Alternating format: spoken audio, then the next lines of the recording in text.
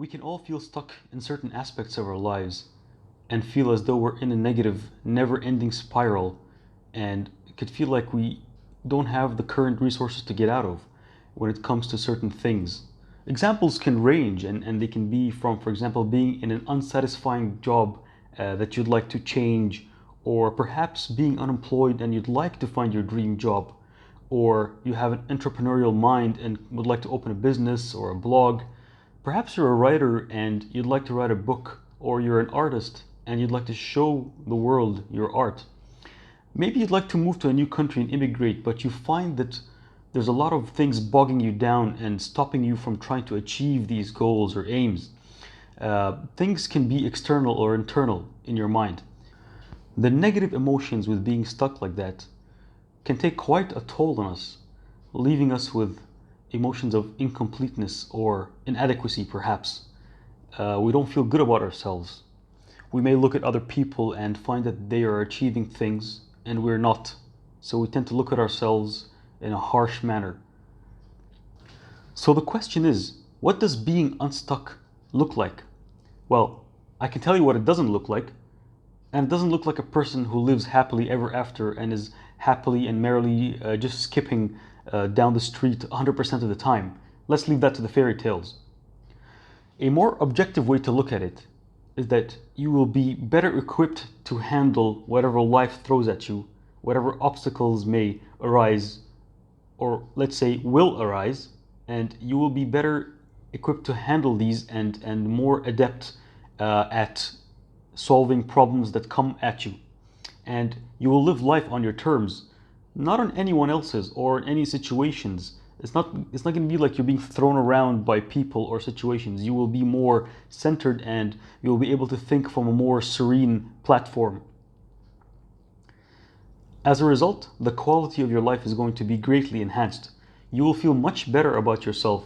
You will feel fulfilled, content a lot of the time. Now, I won't tell you you'll feel content 100% of the time because, again, as I mentioned, that's not true. So whenever these feelings well up in you that are more negative in nature and feelings that you want to like kind of push away, you'll be better equipped to, instead of sweeping them under the rug and pretending that nothing is going on, you'll be able to actually take those emotions, use them as tools for your own growth, and as a result feel happier, feel more fulfilled, and feel more content and feel more serene and tranquil in your life while going through the work required to reach those goals. So all that sounds great, and you're probably wondering, how is this masterclass going to help me? Well, this masterclass is going to provide you with the tools to navigate the obstacle course that is inevitable, that stands between you and whatever great things you want to bring out into this world, as we mentioned earlier, whatever it is. This course is not a one-size-fits-all instructional step-by-step masterclass which everyone can use to the word and get the results they want.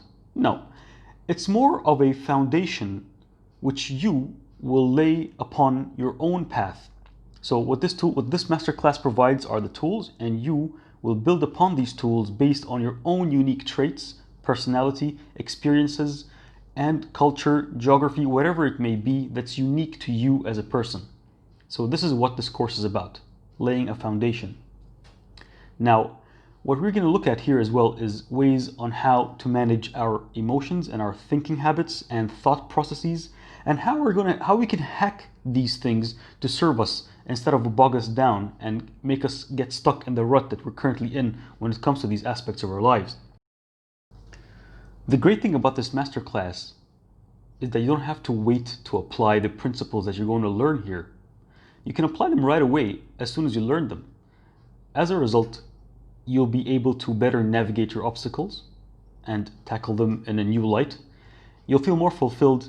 You'll be full of purpose. You'll learn how to get out of your own way and stop blaming external circumstances. Now, a lot of my coaching students, whenever I say that you are the one who is in your way, initially they look at me and frown and go, what?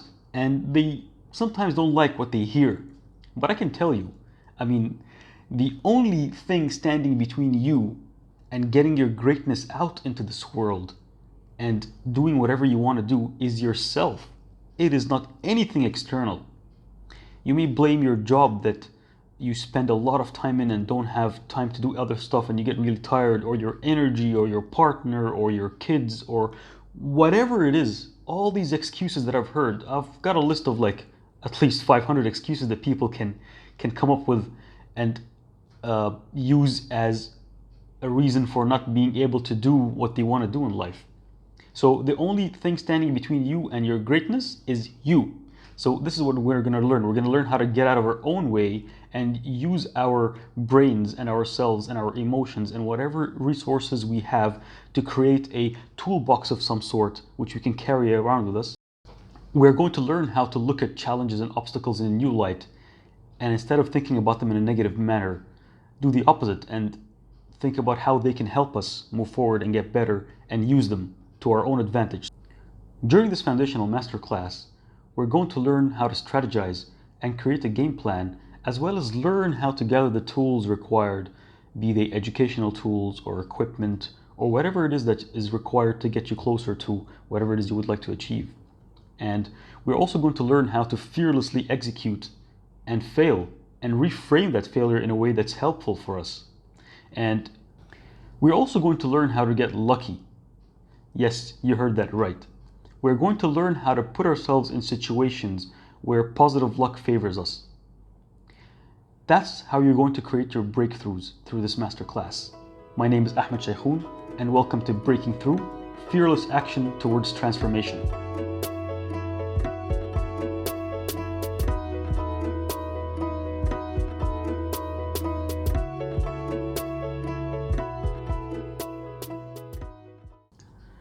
Every journey has a starting point.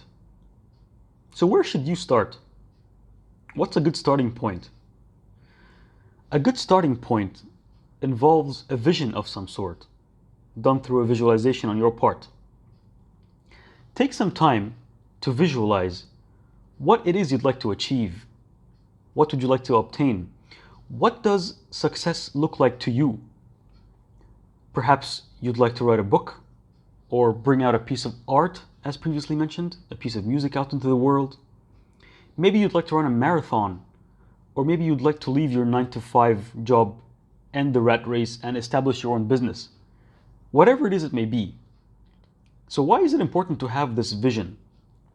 This vision is important because it serves as a roadmap to get you started and just moving towards something. So it's a North Star of some sort.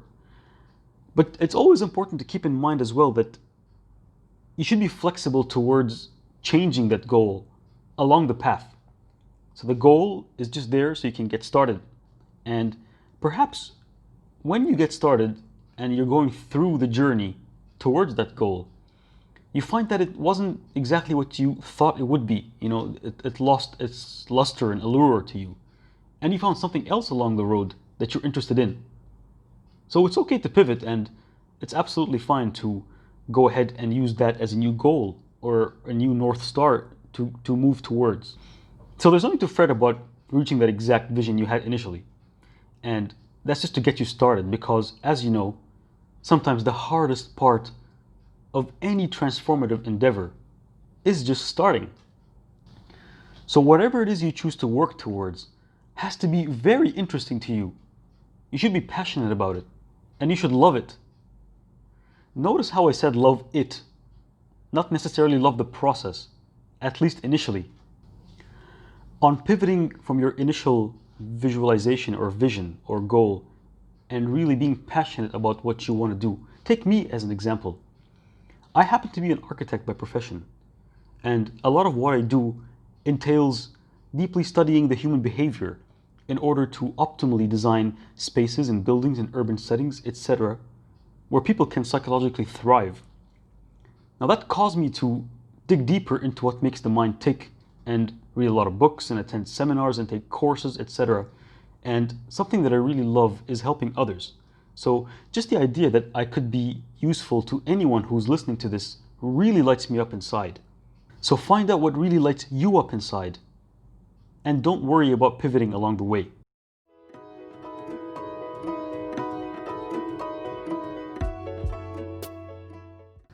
This is the third part of the Breaking Through Masterclass, And in this part, we're going to be looking at obstacle analysis. And we're going to be teasing out a few of those problematic obstacles that could stand between you and your goals and prevent you from taking the fearless actions required to actualize your visions. Now, we won't be getting into each and every single obstacle that could stand between you and your goals because they're just way too many, and the masterclass should be kept sweet and short. So what we can do is basically use the same mental frames that we use to overcome the obstacles that I'm going to mention here for ones that could come up. I'm going to be breaking down the obstacles into two subparts. The first part is going to be the emotional part and how to deal with the emotions, and the other obstacles. Now, the reason why I give the emotional part its own category is because if we learn to just master our emotions, we will, with relative ease, be able to overcome the rest of the obstacles, because emotions are the common denominator between all obstacles, as we will see as we progress in this masterclass. Let's talk about the first subcategory of the obstacle analysis part, which is the emotions. Emotions are an integral part of what makes us human and provides our lives with meaning. It helps to understand how the brain works, well, primarily because we all have one, and because it's a magnificent and miraculous organ. The brain is programmable, much like a computer. Now, certain traumas caused earlier on, especially during childhood, can have a negative effect on our brains and could impress certain programming upon us. And that programming could turn into thinking habits. And this is where we get our unconscious behaviors and repetitive patterns. Disclaimer time. I am not a doctor, and I don't pretend to be one online or anywhere else. If you are experiencing severe negative thoughts and emotions, and suicidal ones, please seek help immediately. This is considered the root cause of the resistance and the negative emotions we feel on our embarkment towards realizing these visualizations, towards creating something.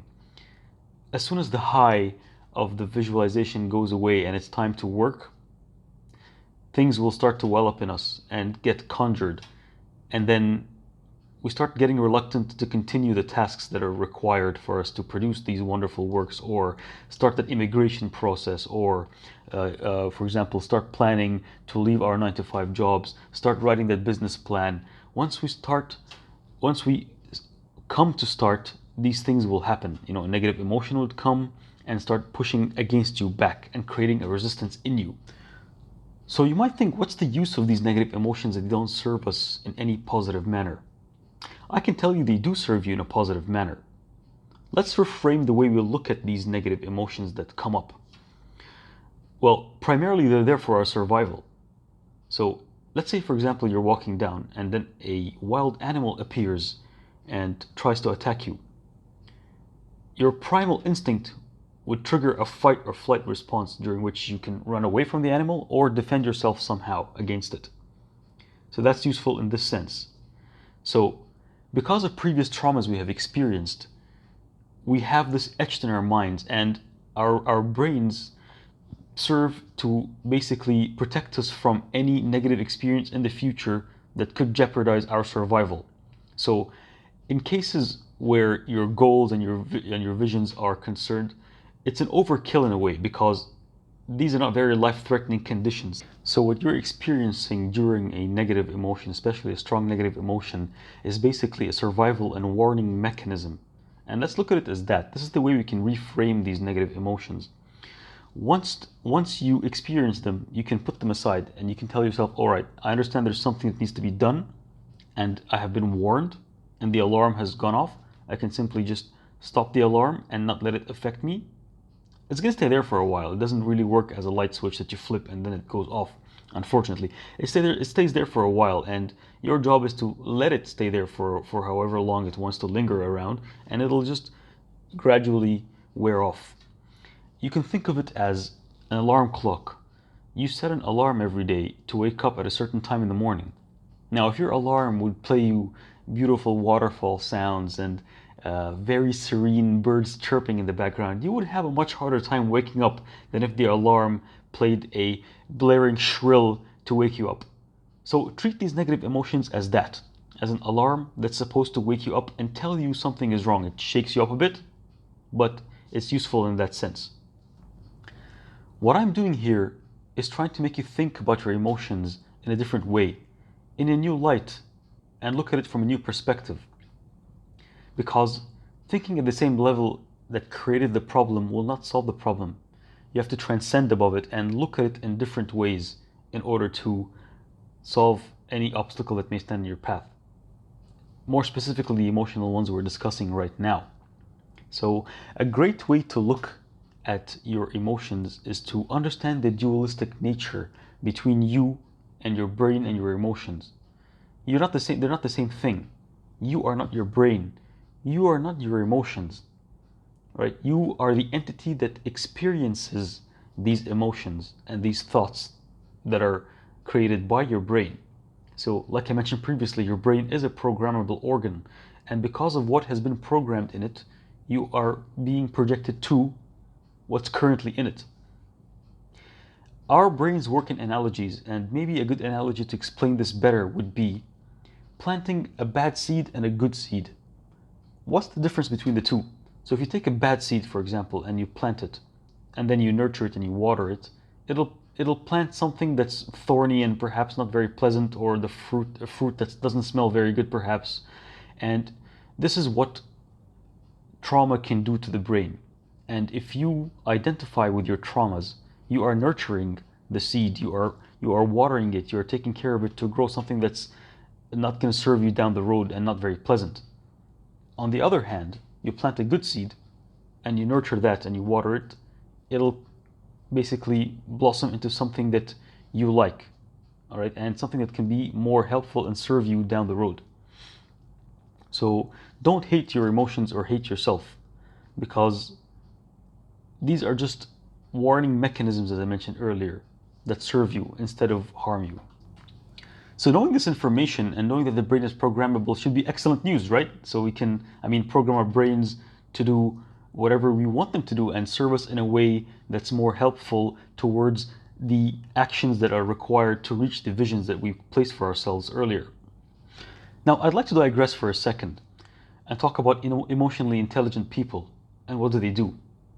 So emotionally intelligent people foster a curiosity about the mind and how it works, and they attempt to befriend it instead of think of it as this threatening entity that's out there to get them. Because they understand that once they try to understand the mechanics of the mind and how it works, they can basically have the mind on their side and make it work for them. And hopefully this is what you're going to do as well.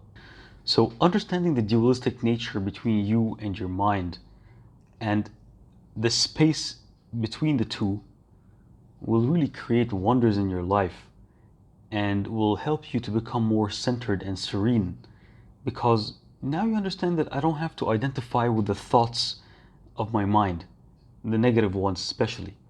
And you start to look at the mind sort of as a child, and whenever you start to get these negative feelings or emotions, you start to perceive it as a child throwing a tantrum in a way. So how do you treat a child that throws a tantrum? You just look at them for a while and stare at them and wait till they finish. And then once they're finished, you go, "Are you done?" And then you take the child with you wherever you're going. So much like a child, your mind starts to throw these, let's say, emotional tantrums in the background and wants you to do something. A child throws a tantrum because they want a certain thing that you are refusing to provide them. Something that's not necessarily good for them. It could be, for example, that they want to have sweets at night and not brush their teeth, and they, as a result, throw a tantrum. The same way your negative emotions are going to try to pull you towards doing something destructive to yourself and to others, but primarily to yourself. This is what negative emotions do. So separating yourself from your mind and your thoughts will help you be patient with yourself and with others as well, because others are going through the same thing. Maybe you're closer to enlightenment when you think this way, and once you create that space, you will start to give people reasons, and yourself as well. and understand that this is currently the situation, this is currently where your mind is at. But it doesn't have to be that way. And this understanding is the true foundation of all success. It gives you this wonderful and exhilarating feeling to know that you're in control of your mind and it's not the tail wagging the dog. So, how do we take charge of our emotions when they arise, the negative ones especially? And how do we hold on to the reins and direct these emotions where we want to direct them, not where the emotions direct us? So, you have to be conscious about these emotions when they're happening. The key word here is awareness. If there is one thing that you could take from this masterclass and walk away with, is awareness. Being aware of the emotions as they occur. Do not identify with these emotions. Do not fall for their alluring kind of pull. As soon as you have a task list, for example, and it comes the time for you to start working and performing the actions to reach your goals, because your goals are broken down into tasks. And then you start feeling the resistance that's pulling you back or kind of slowing you down or just making you want to go do something else because of an emotion that comes up and prevents you. Be very conscious of it in the moment.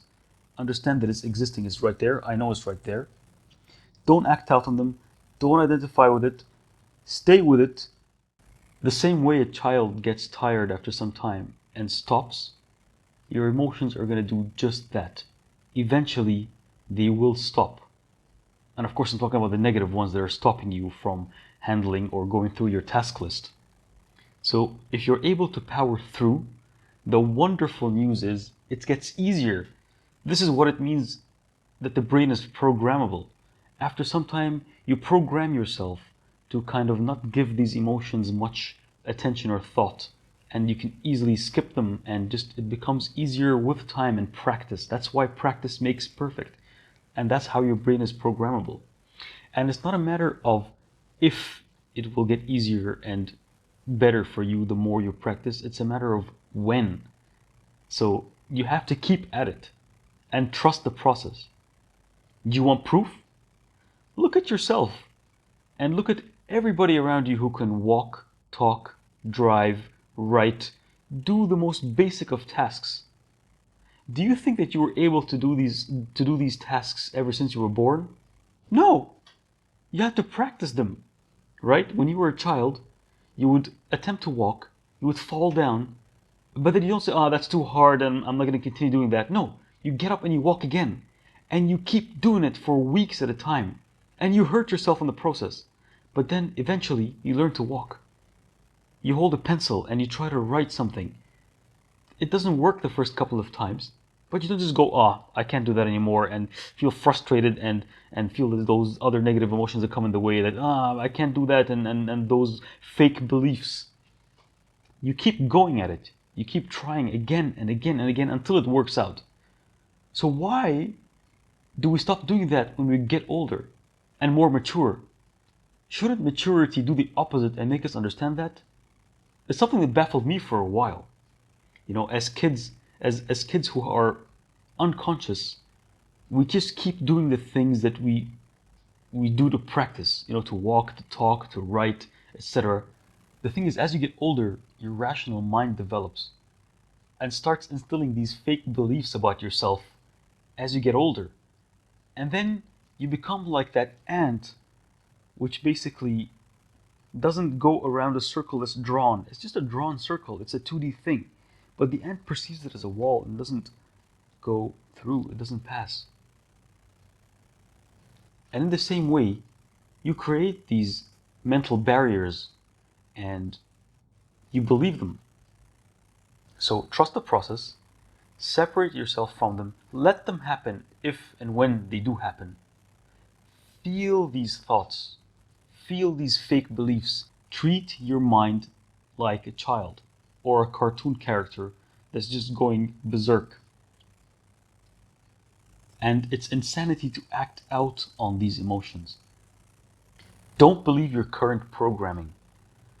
The fact that you're feeling this resistance, if you're able to stay with it and not act them out, basically means that there are new neural pathways being created in your brain, and they manifest as this resistance you feel within you. But like I said, the great news is it's not permanent. It gets easier with time. It's much like a path that people walk, that people create when they walk through the grass. If you walk through the grass long enough, you will forge a path in between a grass field. So it's kind of like a field that leads to somewhere bad, a dark place, a scary place. What happens if you leave that path and forge a new one is, with time, a new path gets forged and the old one gets covered up with grass. That's a great analogy of how your nerve cells work in your brain. In this way, you create new helpful thinking patterns that serve you better. So you use your mind as a tool instead of your mind using you and you going with the flow of your mind, which doesn't necessarily lead to places you'd like them to lead to. If we stay with the analogy of the path and the grass field just a little longer, we'll understand that it's easier to walk on a pathway that's already existing through a grass field, as opposed to having to forge a new path and deal with the friction of the grass and wait until it's flattened out for us to walk on. So it's easier for us to just walk on an existing path. And that's primarily why we tend to stick to addictive patterns and destructive behaviors, even though we know consciously that they are bad for us. Yet we tend to do them again and again because it is easier to do what you already know how to do than to forge a new path. Forging a new path can be quite painful, even though it's the cure to true transformation. This is where true transformation takes place. But it's emotionally and could be physically very taxing and painful. So, making these destructive patterns conscious is akin to being woken up by an alarm. We'd rather remain cozy in our bed when the AC is cold and we're in our covers. We'd rather not wake up and not deal with the alarm and not deal with the day and have to go through the hassle of getting up and then just wait till we wake up and so on. We'd rather remain comfy. So this is another analogy of why we stay within our destructive patterns instead of forging new paths. We'd rather identify with the existing negative behaviors and the thinking patterns associated with them. Even though it's painful to go through them afterwards, we still go through them because it's what we know how to do. It's the easiest path. It's the path of least resistance in our minds currently. And this is the key word, resistance. As soon as you exercise resistance to your destructive patterns, the magic happens. The gates open, the floodgates of beauty and wonder and awe and learning new ways of doing things. But you have to resist. And by the way, the same is true with any bad habit you may have. Not only thinking habits. Any habit, you can try it out. Perhaps you have in the past got rid of a bad habit this way and forgot. But this is how it works. You resist, and then it becomes easier and easier on you until it becomes your new normal. And your habit is the good, helpful thing you want to do. This is why we primarily stick to the destructive patterns and habits, because of the kind of familiar pain that they cause as opposed to foreign pain. And we kind of cheat ourselves in a way, and we'd rather stay in this pain, kind of covered and cozy, instead of navigating uncharted territories and learning new things and dealing with the hassle of learning new things. But again, this is where the magic happens. So, in other words, we'd rather live with anxiety, frustration, anger, worry, grief, sadness, lack of self-confidence, lack of self-esteem. Would you like to know what all of these emotions have in common? One underlying master emotion: fear. Fear is the underlying emotion that gives life to all of these other emotions in our minds and prevent us from doing what we need to do to move forward. We're just full of fear all the time. What if I move to a new country? What's going to happen to me? Am I going to be able to find a job?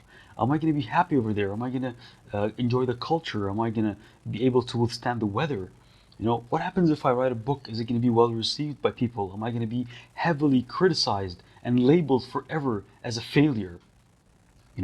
What What happens if I create that piece of art? Are people going to say that's like the nastiest thing they've ever seen, perhaps?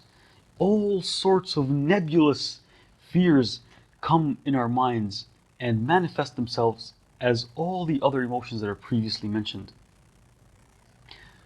How can we deal with this master emotion of fear and as a result learn to kind of eradicate all of the other children emotion, let's call them? There's an exercise created by the famous author Tim Ferriss called a fear setting exercise. And I'd like to introduce you to kind of a modified version of that in a way. Fear can manifest itself as this vague, nebulous monster lurking at the back of your subconscious, scaring you to death from taking any step towards reaching your vision or your goal. Because once we shine a light to something that's vague and just lurking there in the darkness, and see it for what it truly is, and understand its true size, we can tame that beast called fear, and we can conquer it. So what is a fear taming exercise? That's going to require you to grab a pad and a pen, or any other tool where you can write a list, and create a list of each and every single fear associated with doing a certain task or even your goal. They could be the most far-fetched things you can think about and things that are extremely highly unlikely. That's fine. Just note them down for now. So make a list of all of these things. No matter how weird or far-fetched or highly unlikely they are, just put them down. The next step is to basically use a scale from 1 to 10, 1 being extremely unlikely and 10 being extremely likely for each of those items to occur, and rate them all from 1 to 10. Next, take all the items that you've rated from 1 to 6 and put them aside for now, and have a look at them and laugh, because these are extremely unlikely. I mean, how likely is someone to come and shoot you for a piece of work that you've done? Probably the chances are 0 for that to happen, right? And a lot of your fears are like that. But once you put them down on paper and make them conscious and put them aside, look at the other ones that are rated from 7 to 10, which are more likely to occur. For example, being heavily criticized, or having a family member or a partner resist a decision to move countries, for example, or, for example, having a little bit of a financial situation if you decide to leave your job. So all of these items listed 7 to 10, write down 2 to 3 solutions to each of these items. All right, at least 2 solutions to each. All right, and your solutions have to kind of make sense to you. Once you put down solutions to the problems that are more likely to occur, this way you have tamed that beast called fear, and you have created a proactive plan to take care of things if they occur. So once you've gone through the fear setting exercise, set the intention right now not to identify and act out with any fearful or fear-induced emotion that may occur now or in the future. Okay, do not fall into the trap and the grappling magnetism of these emotions. Once you resist and you learn how to do that, I can very confidently say that you have mastered your life. Very bold statement indeed. Being fearful and not taking action, I think, is the worst thing you can do to yourself. Somebody has said that many a false step was made by standing still. And action may not always bring happiness, but there is no happiness without action. This is Benjamin Disraeli, who was a former British Prime Minister.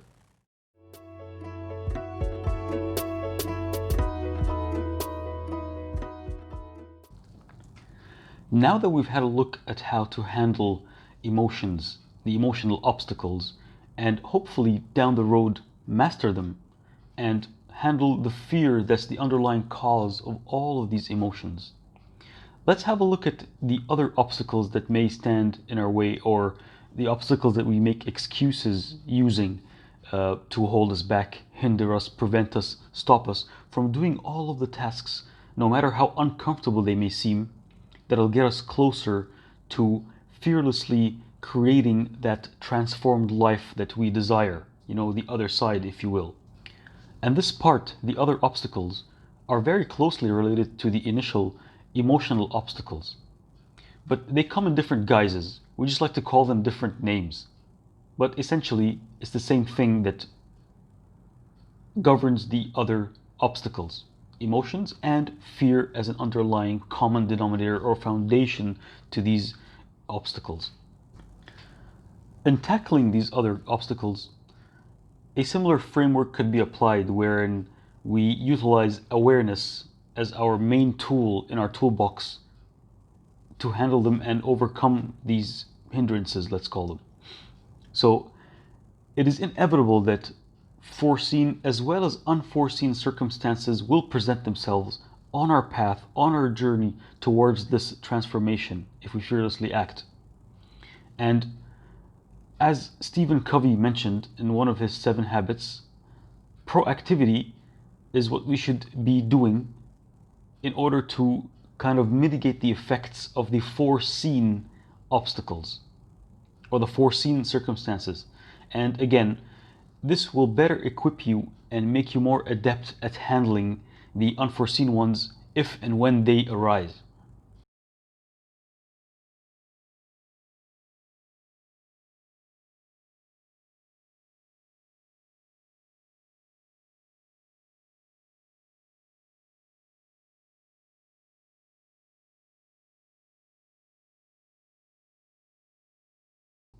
Obstacles, barriers, hindrances, all these are just mental blocks and mental barriers that we create for ourselves in order to use as excuses or hide behind these reasons so that we won't start, or perhaps we have started but didn't continue.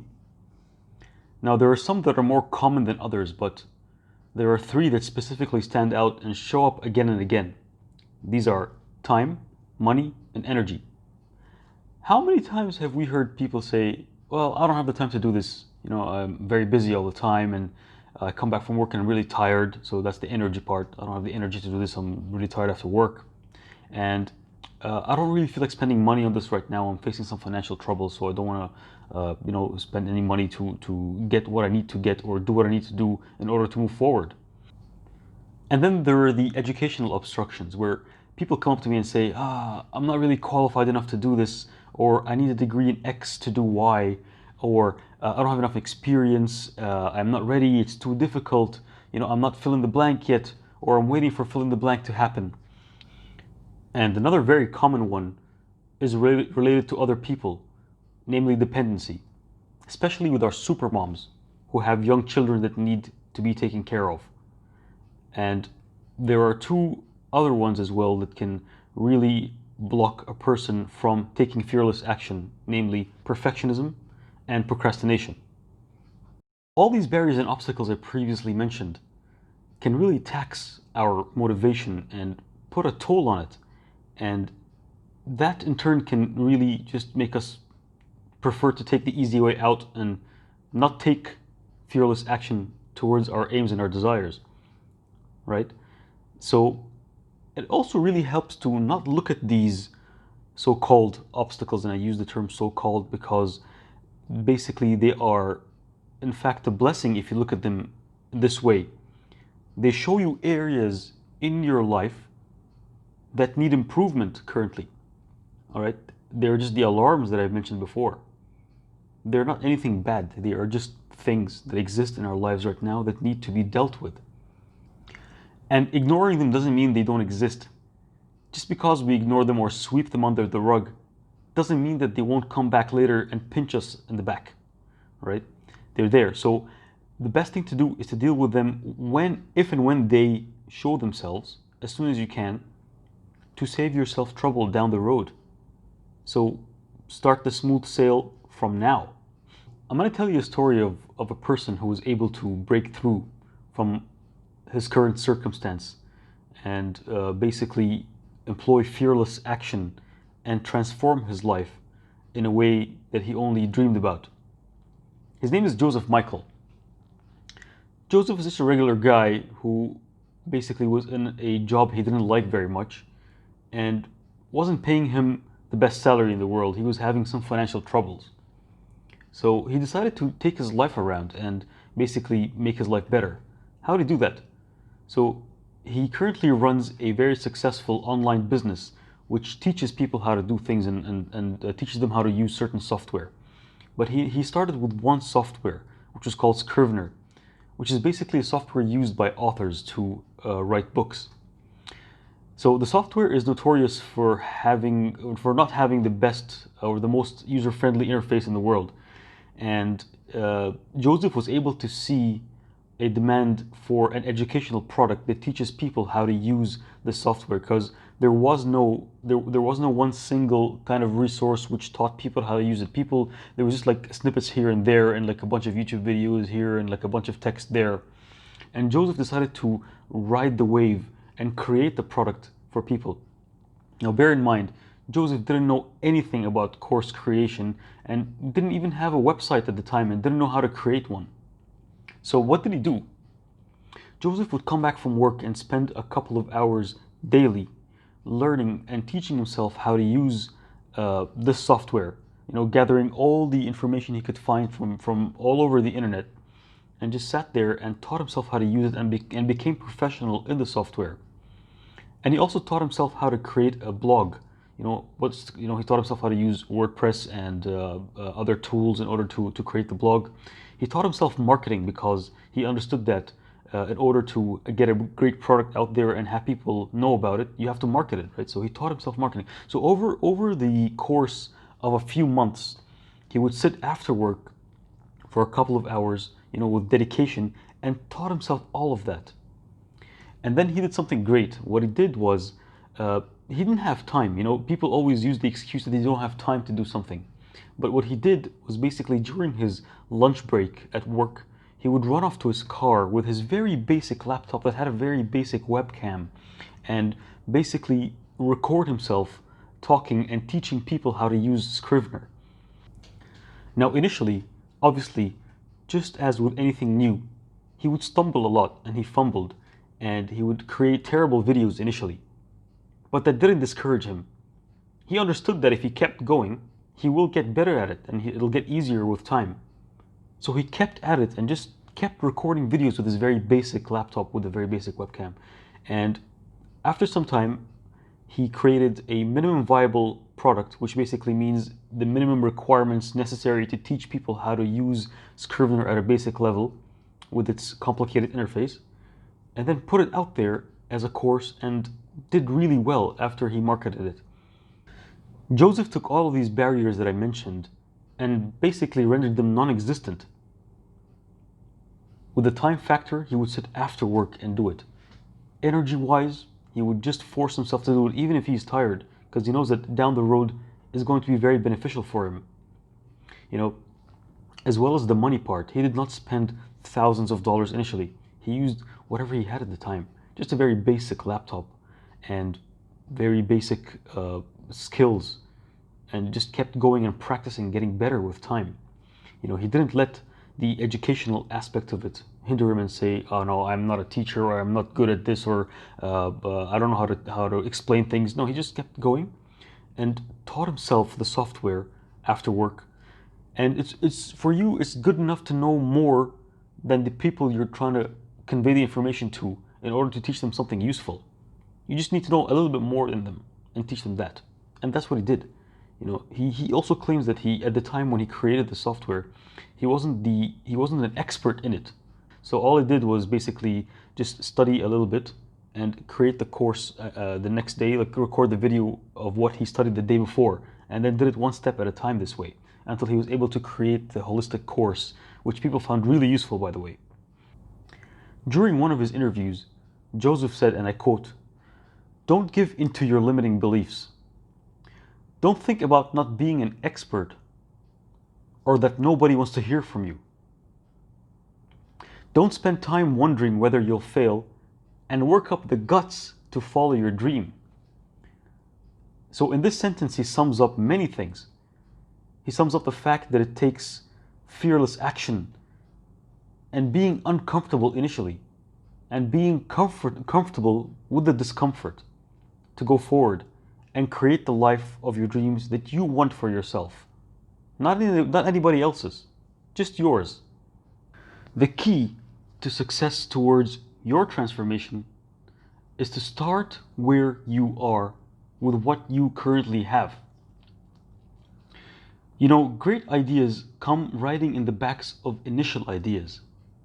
But in order for those great ideas to come, you must go through the initial ideas to start with. Fearless action is the fertile soil where brilliant ideas grow. These brilliant ideas develop and flower into your magical metamorphosis and transformation. Joseph didn't complain about not having any time, and actually did something about it. He didn't complain about not having any money, and used whatever tools were available at his disposal at the time. His energy is fueled by the passion he has for breaking down complex ideas and tasks into visual processes for people to learn and benefit from. Anybody can emulate what Joseph did. He claims he had some 6-figure launches for some of his products. He just kept getting better and better and learning what people wanted, and created wonderful products. An obvious advantage of taking action in a fearless manner is he has the freedom to do what he wants with his own time. In Joseph's case, his transformation was about becoming an online entrepreneur. Perhaps your transformation is about, for example, immigrating to another country so that you can provide a better standard of living for yourself and your family.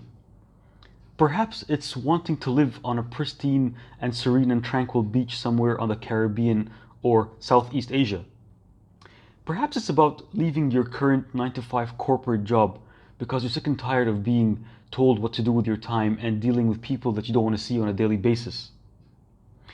In Joseph's case, his transformation has given him the freedom to design his life the way he wants to. And if you are able to be emotionally intelligent and take fearless action, you can too. This means no more asking for permission or letting others dictate what to do with your time, perhaps.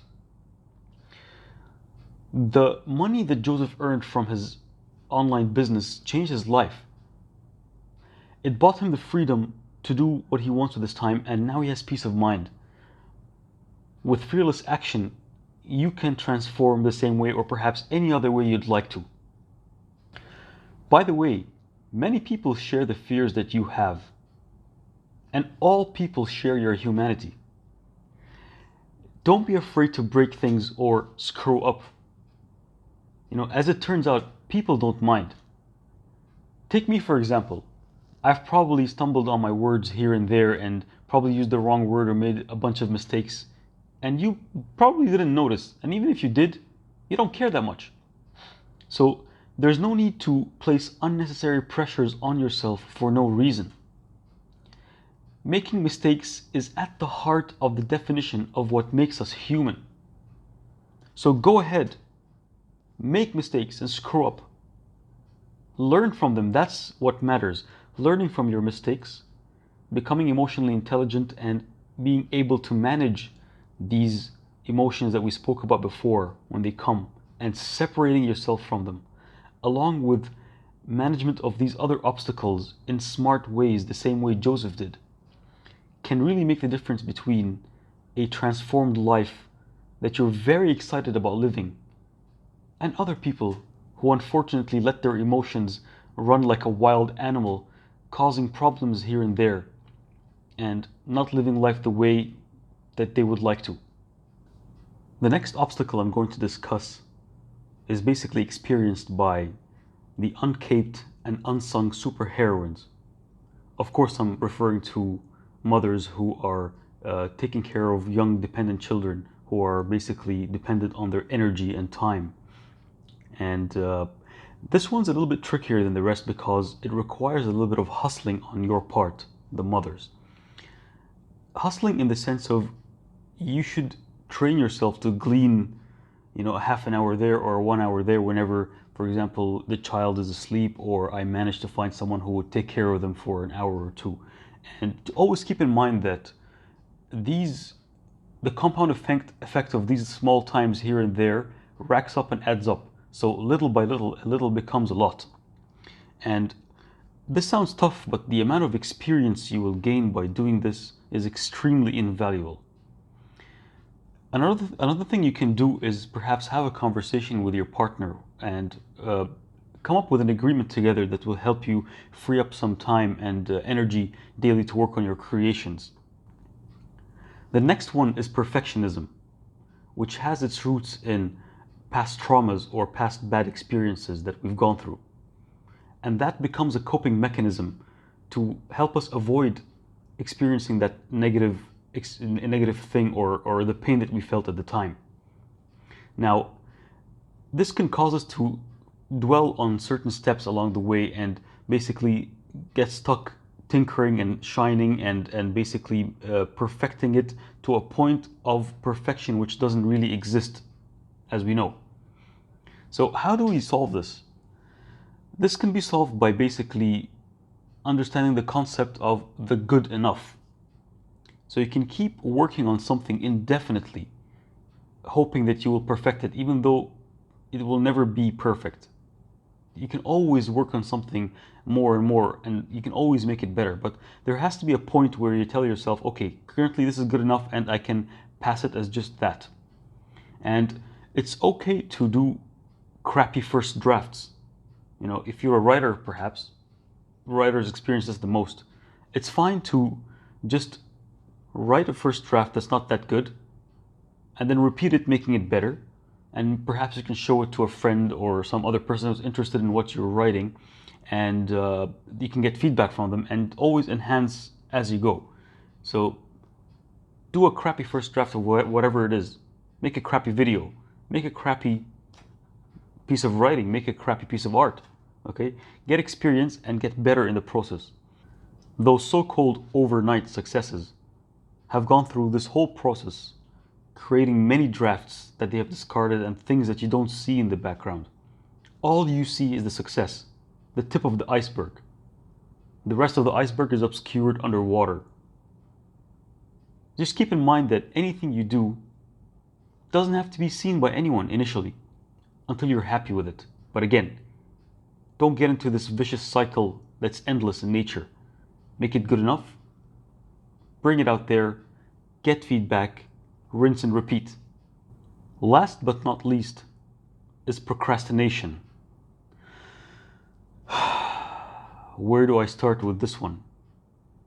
I'm sure all of you have experienced some form of procrastination in your life. Procrastination can be summed up as basically a combination of any of the previous obstacles I've mentioned. It's not due to one specific thing. It's just a combination of all of those things, or any of them basically. Procrastination is what happens when you want to work, but your mind starts to wander. And since it's related to all the other obstacles, which we now know are based on fear, we always try to escape this feeling by basically engaging in pleasant activities or doing some busy work that doesn't get us closer to our transformation.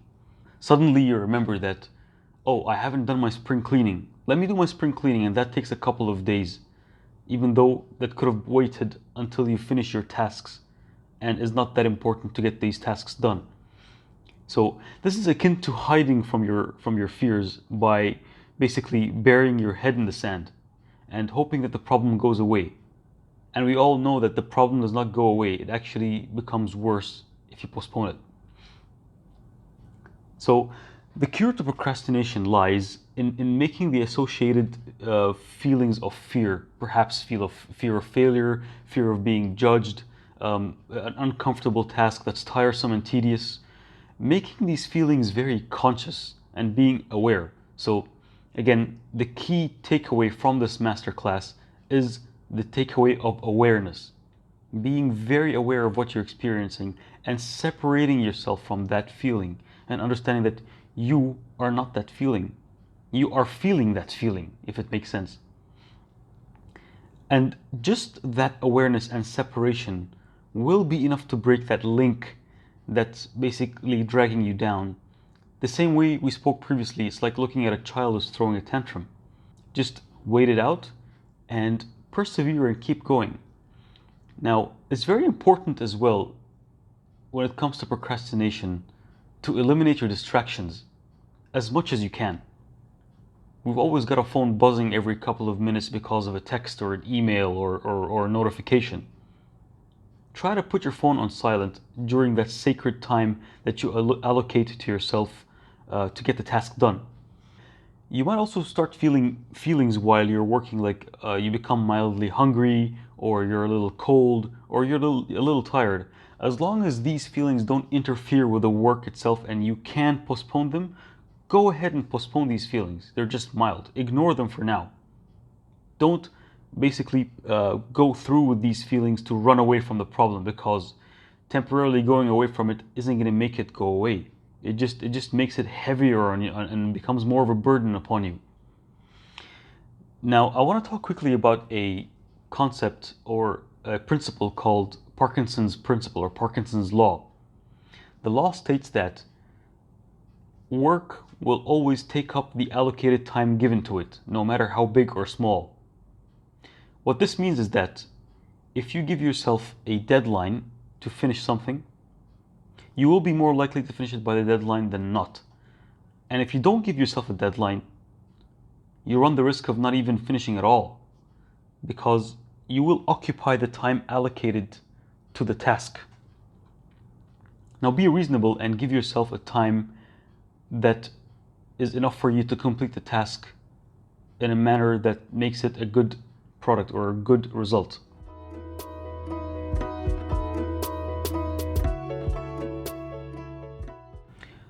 This is the concluding part of the Breaking Through Masterclass.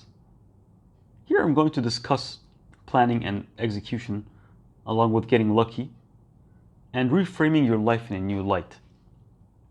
So, in order to break through your current limitations and obstacles to reach your goal, and hopefully transform in the process, you need a game plan. Just keep in mind that failing to plan is planning to fail. We need to basically, our plan has to include things such as, what are the tools required in that journey to make things happen? What do I need to learn? What are the equipment that I need to acquire, for example? What do I need? What kind of mental attitude or mindset do I need to foster? Now, word of caution, you can easily get into the perfectionism loop when it comes to planning. You try to make the perfect plan, so you spend a lot of time doing that. Again, keep in mind that the perfect plan simply does not exist, and you have to make it just good enough for you to get started. And keep in mind that you're not really chiseling your plan on a tablet made out of stone, which you cannot later alter. That's not the case.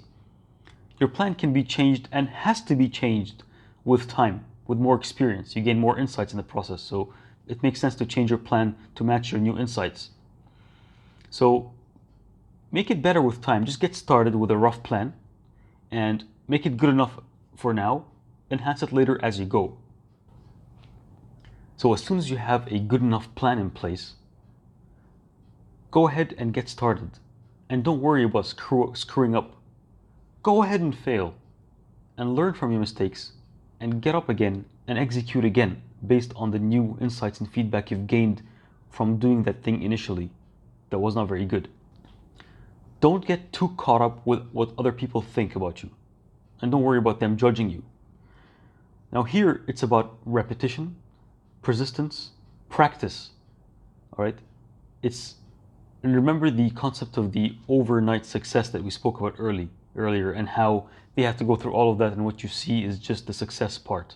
This is what people are going to see when it comes to you as well. Now, how do you get lucky? The word lucky implies coincidence and chance, and something that you can't really control. Well, There is some truth in that, but you can increase your chances of getting lucky by basically putting yourself at the right place at the right time, fearlessly acting and putting yourself out there, and then you increase the chances and the probability of good things happening to you, of being in good situations, meeting the right people, and like I said, being at the right place at the right time, perhaps meeting someone who is going to be your mentor, perhaps finding someone who enlists your services at a very large scale. Maybe it's someone who will guide you to a wonderful resource, or just the resource you've been looking for to get you moving forward, or someone who has done already what you are trying to do and could guide you and and create a shortcut for you in the process. This is just to name a few. What you are doing, in effect, is placing yourself in serendipitous situations where things will help you on your path can show up along the way. And you're creating the environment for it to take place. You are placing yourself at the right place at the right time. Now think of the opposite for a second here. What if, on the other hand, you don't do anything? What do you think your chances of getting lucky are? Zero. Zilch. Nada. So put yourself in situations where the chances of lucky occurrences or happy accidents happening are infinitely increased as opposed to zero by just being passive and not doing anything about it. The last point I'd like to talk about in this masterclass is going to be about reframing your life in a new light while you're on your journey to your transformation. Foster an exploration and a playful mindset. Be curious. Life is a very short and temporary game in which you level up and gain powers by incrementally getting better, a little by little, during your journey to your transformation. I really wonder, how many lives can you touch and improve by taking fearless action towards your transformation? What amazing things will you create and bring out into this world as a result? Don't take life very seriously. I advise you that. When bad things happen, use the emotional tools that I've mentioned earlier to help you. And the shortness and fragility of life is all the reason to not let anything make you believe or identify with your fear response, which is the underlying emotion to all other emotions that act as obstacles that stop you from reaching your goal and transforming in the process. Play, explore, enjoy the process. Don't get too caught up with your goal either. That goal was just placed by you to get started and go somewhere. It's your North Star and a roadmap just to move. Let temporary setbacks and hindrances make you a better version of yourself by working on getting comfortable with the resistance and carrying on. And always remember, the obstacle is not in the way, it is the way. Control what you can and surrender to the things that you cannot control. If something is within your circle of influence, go ahead and control and influence it to your advantage. If it's not, your efforts will be futile. So you might as well join them if you can't beat them in this case. This way, you create a tremendous space in your mind and you free your mind to become more tranquil, centered, serene, and focused on what you can control to get the results you want. And you become, as a result, happy and stoked in this exhilarating journey called life.